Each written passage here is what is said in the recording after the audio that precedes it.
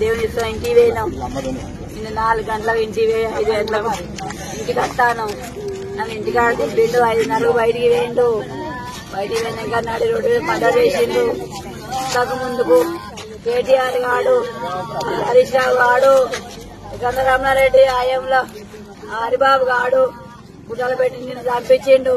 నీ 10 లక్షలు ఇస్తా ఊకోమన్నాడట. నాకు 4 రోజుల కింద చెప్పిండు. నువ్వు బయటికి ఒకటి నన్ను ఎవరు చేయాలన్నాడు. మేడిగడ్డ కేసు గెలిచినావు అన్నాడు. నాతో చెప్పిండు. సంబరపడ్డాడు. ఏం అవుతానంటే మేడిగడ్డ కేసు గెలిచినావు అన్నాడు. ఆయన ఇవాళ నిన్ను చేసిండ కేసు. ఆయన నడి రోడ్డు మీద చేసిండ్రు. ఇది రమణారెడ్డి గాడ చేసిండు. బీఆర్ఎస్ గుంటగాళ్ళు చేసిండు. చంపించింది ఆ భర్తను.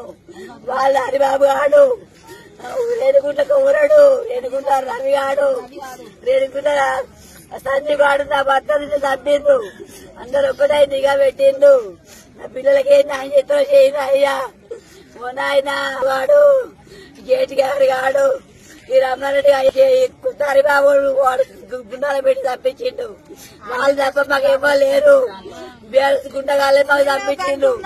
నా పిల్లల్ని ఆయన మాకు న్యాయం చేయండి అయ్యా. కేటీఆర్ మేడిగడ్డ మీద కేసు అయితే గెలిచిందని ప్రశ్నిస్తే చంపిండు. ప్రశ్నించే కొంచెం చంపేస్తారని